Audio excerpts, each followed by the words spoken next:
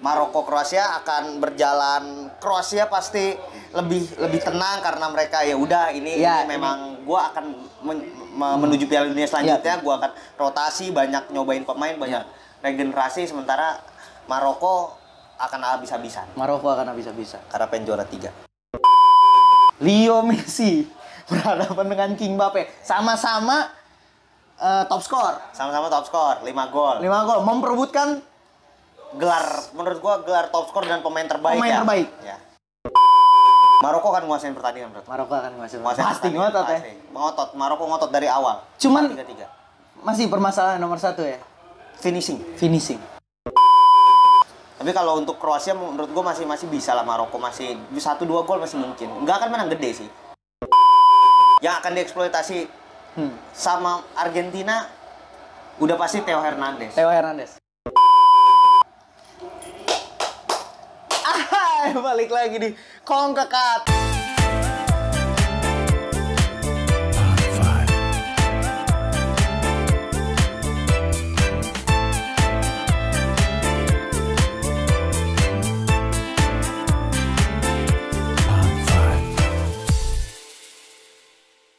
Kali ini Congo goes to final. Final Qatar. Ini kita bakal sebenarnya ini sih apa namanya? Nggak banyak. Kita bakal prediksi membedah ya. Membedah nih dari analisis squad, solid squad, line up-nya. Ini kita bakal membedah 2 partai. Perebutan juara 3 dan final. Kita mulai dulu dari perebutan juara ketiga. Kroasia dan Maroko. Prediksi lu gimana? Menurut gua ya Kroasia akan tetap menurunkan final 11. Yap, pasti. Opsi 1. Opsi 2 adalah Kroasia akan memainkan pemain-pemain yang memang perlu pengalaman. Calon regenerasi Piala Dunia selanjutnya agar dia ngerasa atmosfer Piala Dunia. Kalau Maroko sih menurut gua final 11 lah. Mereka pengen menang mereka. Iyalah, karena untuk perebutan juara 3 ya. Bagi Maroko peringkat 3 untuk Piala Dunia dan tim yang baru lahir gitu, pelatih baru 3 bulan kan? Oh iya, baru 3 bulan. Temennya Giroud kan dia? Emang iya? Iya, temennya Giroud. Lah, kemarin pas di ini sama Prancis pelukan dia. Oh iya. Berdua. Sama Deschamps aja dia erat banget, maksudnya. Emang orang Prancis. Memang Prancis. Berarti senior di situ ya. Dan menurut gua ya Maroko Kroasia akan berjalan, Kroasia pasti lebih tenang karena mereka ya udah ini memang gua akan menuju Piala Dunia selanjutnya, gua akan rotasi, banyak nyobain pemain, banyak regenerasi, sementara Maroko akan habis-habisan. Karena pengen juara 3. Jalannya pertandingan, bro. Maroko akan menguasai pertandingan, bro. Pasti ngotot ya. Maroko ngotot dari awal. Cuman 3-3. Masih permasalahan nomor 1 ya. Finishing. Lini depan. Akan dapatkah gol Maroko? Menurut gua kalau lawannya nggak sesolid Prancis sih masih mungkin ya buat Maroko. Karena kalau Prancis memang kualitas lini belakangnya kan top dunia gitu. One of the best lah.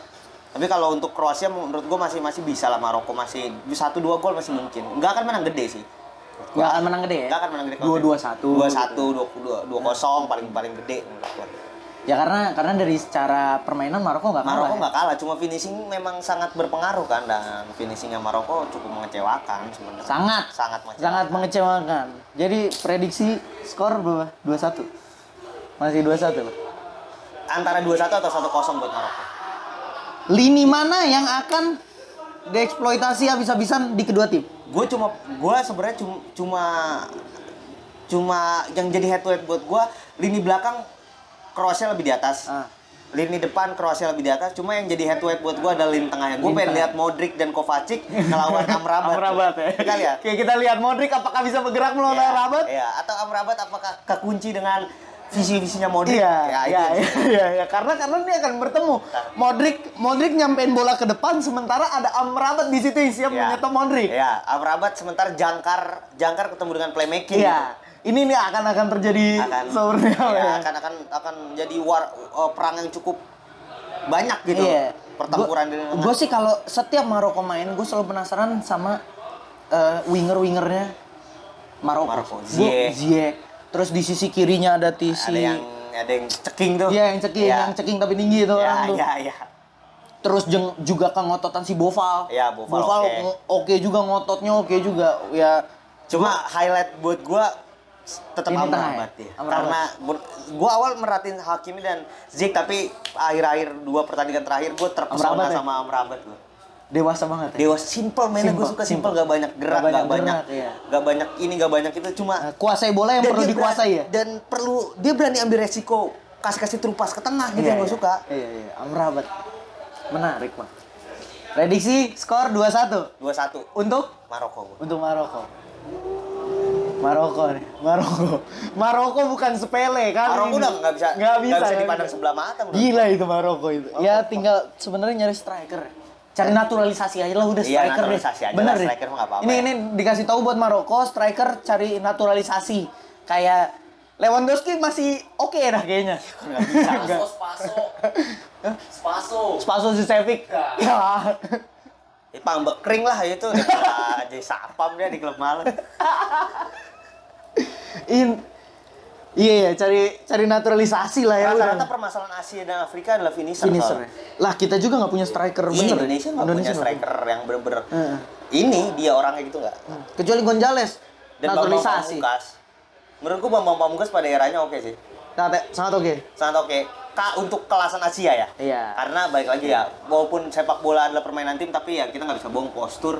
Untuk gua nggak bilang, tapi untuk defender dan striker, kalau Belanda nggak ada masalah, winger nggak ada masalah. Tapi untuk striker dan defender, postur menurut gua cukup penting sih. Karena duel udara kan head to head bisa mengubah pertandingan. Iya, head to head dengan back yang besar banget, seorang striker ketemu back 180 190 lu mau ngapain? Lah, kalau Indonesia mah nih misalkan strikernya siapa? Sekarang siapa sih striker Indonesia? Gue udah nggak ngikutin. Gue juga sama sih.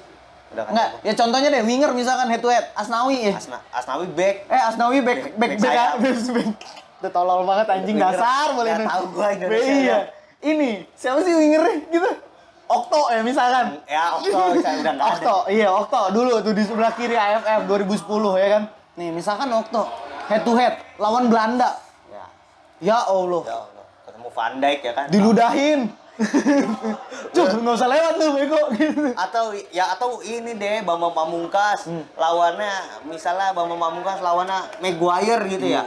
Kan agak susah ya, agak berat. Sangat berat banget anjing. Agak berat iya. Maguire badannya gede banget. Karena nggak bisa dipungkiri, kita nggak boleh munafik lah, postur sangat penting untuk striker dan back ya. Untuk winger gelandang sih nggak ada masalah. Ya Argentina aja gelagapan ngelawan Belanda ya kan? Yang badan murni unggul postur kan. Iya, murni unggul postur. Jadi ya pokoknya Maroko lah, let's go Maroko. Kalau mau instan cepet ya naturalisasi. Untuk Piala Dunia di Amerika nanti ya. Lu ngebidding striker Brazil, lu ngebidding striker Argentina, lu ngebidding striker Uruguay, atau lu ngebidding striker Jerman yang memang kemungkinan untuk dipanggil timnasnya sempit karena saingannya berat gitu. Mungkin menurut gue bisa sih. Bisa ya? Karena ada beberapa pemain yang pengen, yang penting gue main mau di gua. Iya. Lo ini juga maksudnya ya banyak lah, maksudnya pemain-pemain yang gak dapet tempat di negaranya banyak banget. Lah si ini aja yang Indonesia siapa yang di Inggris sih yang masih bocah lupa gue yang di Liga 3-nya Inggris siapa? Elkan Bagot memilih di Indonesia karena dia tahu walaupun dia berkarir di sekarang luar ya, di Inggris karena untuk gitu. masuk ke Inggris agak berat dia realistis. Nah ya lu bisa cari lah. Maroko juga banyak tuh, maksudnya yang kayak pun kita lihat lawan Prancis kemarin. Prancis campuran semua kok. Iya, maksud gue lah ya kayak Zidane itu kan juga bukan asli Prancis. Benzema kan bukan asli Prancis. Maksud gue ya naturalisasi adalah mungkin jalan instan terbaik ya. Karena secara tim udah solid ya. Karena garis bawahi secara tim udah solid. Jangan tim masih ngambang-ngambang lu udah naturalisasi. Naturalisasi 15 orang ya. Kan aneh, kocak lu gitu. Karena perlu jiwa nasionalis juga. Iya. Nah itu dia. Kita geser loh. Partai final paling seru. Puncaknya. Leo Messi berhadapan dengan King Mbappe. Sama-sama top skor. Sama-sama top skor, 5 gol. Memperebutkan menurut gua gelar top skor dan pemain terbaik. Ya. Nis, Itu kegeser-geser. Masih oke nggak angle?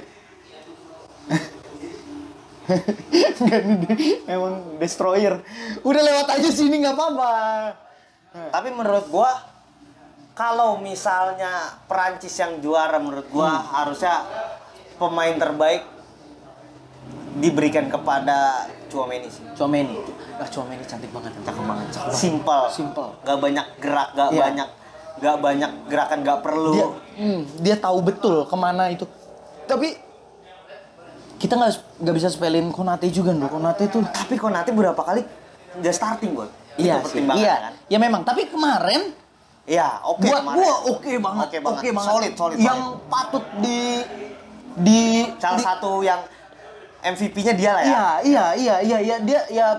Iya, dia pantas. Pantas sangat. Kemarin solid, tapi beberapa game dia kan dicadangin ya, Konate. Dan yang menurut gua kenapa Tchouaméni, karena dia selalu starting gitu.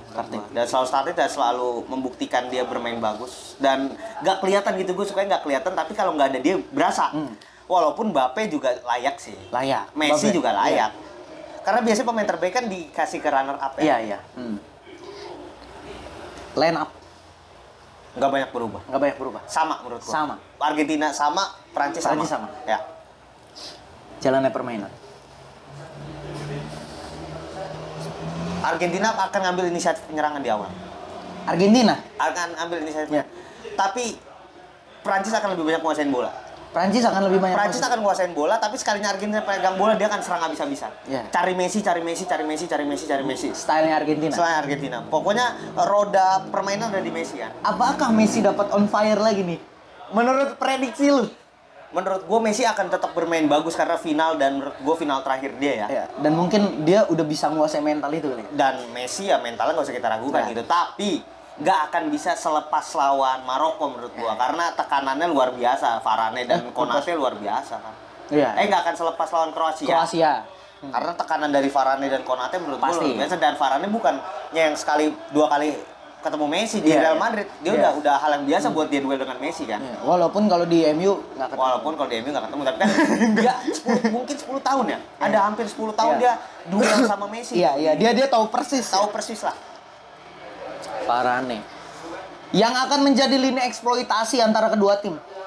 Yang akan dieksploitasi sama Argentina udah pasti Theo Hernandez. Karena lini kanannya Julius Koundé lebih center back kan. Lini kirinya Theo Hernandez itu sering naik. Sering banget overlap kan Theo kan.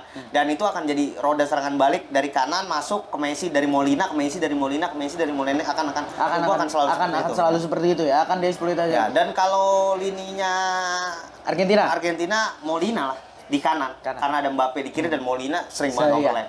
Akan sama menurut gue sisi iniannya sama ya. Sisi serangnya akan lebih banyak dari sebelah sisi kanan. Mbappe top speednya ampun. Mbappe lari babinya itu Mbappe. lari babi. Lurus doang. Lari babi.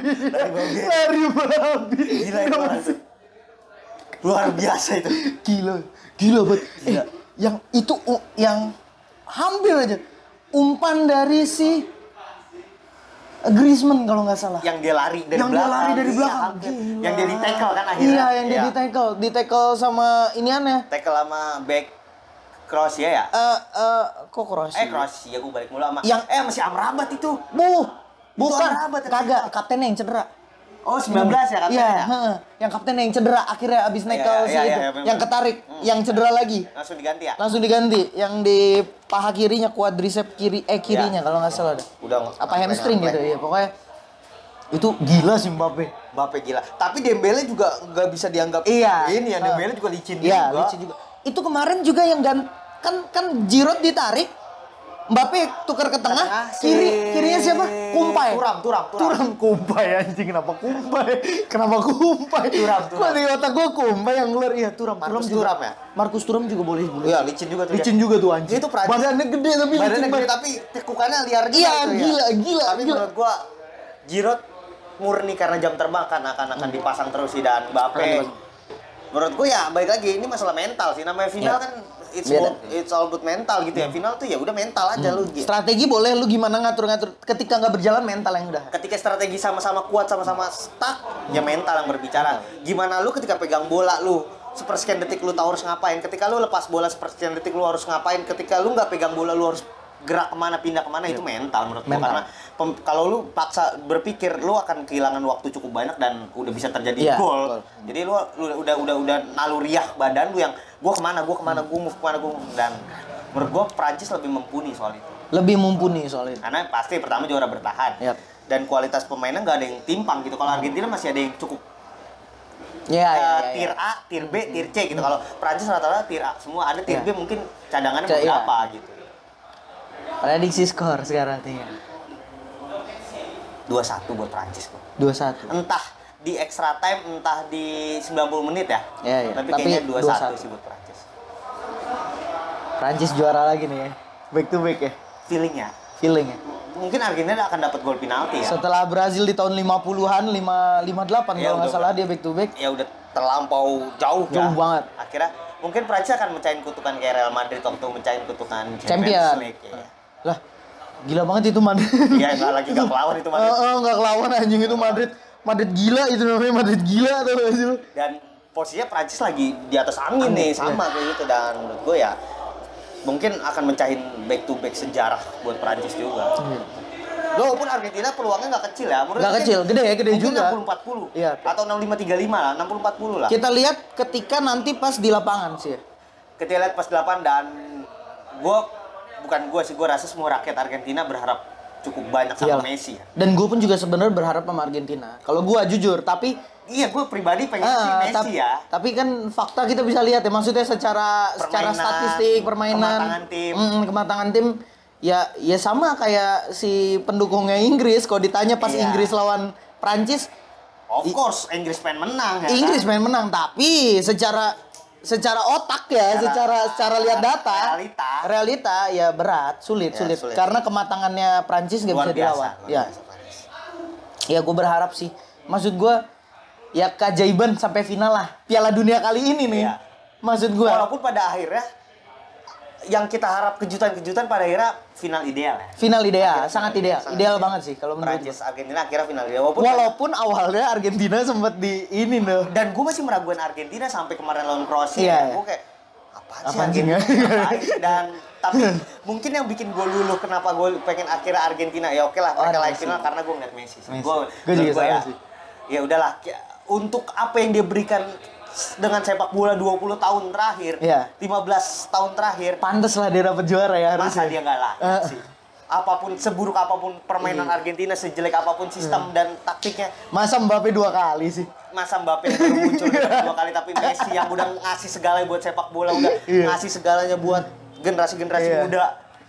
Iya. Gak punya sih. Iya, Messi, Ronaldo itu adalah sosok di mana kita sebagai bocah-bocah tahun 2000-an kita pengen main kayak dia gitu loh, Ndo. Panutan kita. Lah, kita nggak ada sosok Pele, nggak ada sosok Ronaldo. Mereka main. Kita nggak lihat sosok Ronaldo ini. Maksud gua Ronaldinho aja kita maksudnya udah di akhir dekadenya. Iya, udah di akhir-akhir. Maksud gua yang menjadi trendsetter dan banyak pemain-pemain muda di dunia itu ngelihatnya Messi dan Ronaldo. Iya, yang sekarang main. Mungkin Mbappe juga ngelihatnya. Mbappe tergila-gila sama Ronaldo, poster Ronaldo, Bukayo Saka. Ya kan? Sekarang itu semua Messi dan Ronaldo. Iya, makanya gue sih berharap satu di antara mereka punya lah. Karena mereka udah terlalu banyak ngasih buat sepak bola lah. Menurut gue saatnya sepak bola ngasih buat sesuatu buat mereka. Masuk akal. Tapi prediksi masih berat ke Prancis ya. Agak berat ya, karena Prancis lawannya. Iya, emang berat banget. Ini berat banget. Ini bisa back to back di Prancis nih. Sangat bisa dengan skuad dia yang sekarang sih. Dan dia udah ngerasain final yang baru banget, maksud gua. Dan masih fresh banget gitu. Yang Mbappe final kemarin 18 tahun. Iya. Dan masih berasa banget tuh anjing. Iya, orang baru Piala Dunia sebelumnya. Oh, rasanya kayak kemarin gitu loh. Dia udah bisa ngehandle itu gitu loh. Dan ya kita lihat aja nanti di lapangan akan ada kejutan apa. Kalau secara prediksi Prancis sih secara data, dan tapi bagi sepak bola kan penuh dengan drama ya. Drama, kejutan. Secara statistik sih kita bisa lihat Prancis lebih unggul ya, tapi kalau ada kejutan ya kita nggak usah kaget karena memang sepak bola sejatinya kan kayak gitu. Iya, penuh kejutan. Jadi tuh yang mau masang ya kalau statistik bisa masang Prancis. Bisa masang Prancis. Tapi kalau lu pede, maksud gua Argentina juara, lu pengen banget ngeliat Messi, lu bisa masang Messi. Iya, bebas-bebas aja. Bebas-bebas aja. Tapi kalau dari Kommedia, statistik sih mengunggulkan Prancis ya. Karena Argentina juga 2014 final kalah. Copa America sekali juara, 3 kali kalah. Memang track record finalnya agak buruk ya? Iya, nggak semulus Prancis ya. Jadi itu prediksi kita di juara 3 ada Maroko. Argentina 2, Prancis 1. Dan pemain terbaik menurut gue Messi. Messi pemain terbaik. Messi. Gue Mbappe lagi. Mbappe top skor kalau menurut gue. Top skor ya? Mbappe top skor. Tapi tai lagi kayak Mbappe sih feeling gue. Kenapa gue bilang Messi? Karena Prancis yang juara dan biasanya pemain terbaik diberikan ke runner up. Udah guys, segitu aja. Tuh, prediksi kita Komedi. Bos Danis milih siapa kira-kira yang juara? Dia mah Prancis lah dia. Prancis FC. Dan Golden Glove Bono ya? Bono. Karena sampai Bono anjing. Karena untuk dia tim sekelas Maroko dia bisa 2 kali menang lawan tim besar dan cuman 3 kali kejebolan tuh. Iya, 3 kali kejebolan. 3 kali kejebolan berarti sama Prancis 2, sama Portugal 1. Sama Portugal. Sama Portugal enggak, sama sebelumnya. Iya. Di grup. Iya, pokoknya di grup kayaknya dah. Pokoknya pas dia prestasi Game Lab. Di Game Lab buka tutor ya? Tutor FIFA. Kalau kalian masuk, ini El Magico, ini mentor El Magico ya kan? El Magico runner up. Di Amerika waktu itu, event Amerika. Kok nggak ada hadiahnya sih nih? Ada FIFA 23. Tapi belum dikirim sampai sekarang hadiahnya. Gua dapat uang 2 juta kayak. Juara 1 dapat Xbox. Juara 1 dapat Xbox. Tapi sayang El Magico menangis. Lah, juara 1 dapat Xbox, juara 2 cuma dapat kaset. Kasetnya Xbox. Itu makanya dia ini menangis. Yang bener aja panitia bilangin dong. Iya ya. Amerika, ayolah. Cari sponsor lah. Amerika. Gua tahu Anda foundation kalau nggak salah Amerika tuh foundation. Setahu gua. Buat Amerika Pacific Place ya. Kalian kalau mau ngadain turnamen jangan kejauhan lah anjing. Juara 1, juara 2 masa jauh banget sih. Jauh banget kaset sama Xbox. Padahal di semifinal itu ada gol indah El Magico. Dari luar kotak jauh sekali. Tus. Kelas sekali tuh. Mendingan sticknya daripada kasetnya. Iyalah, pakai kasetnya sekarang FIFA mahal juga, Cuk. Enggak juara FIFA 23 800.000. Ya Xbox gope. Tapi dapat Xbox juara satunya enggak nyampe, masa tega amat. 2 juta kia. Iya, 2,5 juta. Amerika lah. Xbox sama ya? Iya. Xbox lah. Itu kemarin lu ke 4Q gue bilang dapat hadiah FIFA 19 tapi. 17 mau 17. Jadi buat kalian yang mau main ke Game Lab, kalian bisa nih ya nih. Ini mentor kita ini, mentor ada Bos Danis, Lamaca, Timnas. El Magico. Bos Danis timnas. Buat Bos Danis lah bener. Kompetitivan. Itu kalau Bos Danis kenal sama bos. Itu momen titipan. Tapi Bos Danis sudah mewakili Indonesia ke Korea. Walaupun Bos Danis lu kemarin di Korea berapa Bos Danis? 8 besar. 8 besar se-Asia. 8 besar se-Asia. Kalah tuh ya lawan tuan rumah. Vietnam. Kalah lawan Vietnam. Jadi tuh nggak bercanda di sini. Di sini memang kelihatannya bercanda. Tapi ya Allah, soal prestasi kita nggak ada yang bercanda. Isinya monster, Bos. Isinya monster. Lu kemarin banyak yang nanya waktu di inian tuh. Di podcast yang apa gitu. Lu tau? Ini ada prestasi kita. Nih ada prestasi kita juara 3 nih. Nih mini soccer. Kita mini soccer itu juara 3. Nih tuh. Tuh juara 3. Kita juara 3. Lu kemarin nanya di podcast, lu tahu apa bang main bola aja nggak bisa? Ya nggak tahu. Orang ya. Ya kocak tuh. Nih buat yang nonton Kongmedia nih gue dulu sebelum pensiun paling jago gue paling di Depok jago anjing. tuh anjing lah Nando pernah masuk scouting U12 anjing tahun 2007 dulu gue udah pensiun aja sekarang gue kocak lu dibilang gak tau apa-apa gue yang memperkenalkan sepak bola Jawa ini nggak ada yang tahu lo. Jadi buat kalian ya ini Game Lab gak bercanda nih isi prestasi semua ya kan El Magico runner up di Amerika ya kan lawannya orang Amerika kalau nggak salah dah. Itu bahaya Bos Danis berangkat ke Korea Lama veteran turnamen ya. Veteran turnamen kalah Mas Adam. Siapa yang kalah Mas Adam ya? Lu. Oh Mace juga kalah. Ada Musen lagi. Ya enggak itu bahaya. Jadi oke, segitu dulu ya. Terakhir gua Nando dan Boti. Cabut dulu, bye-bye. Love you.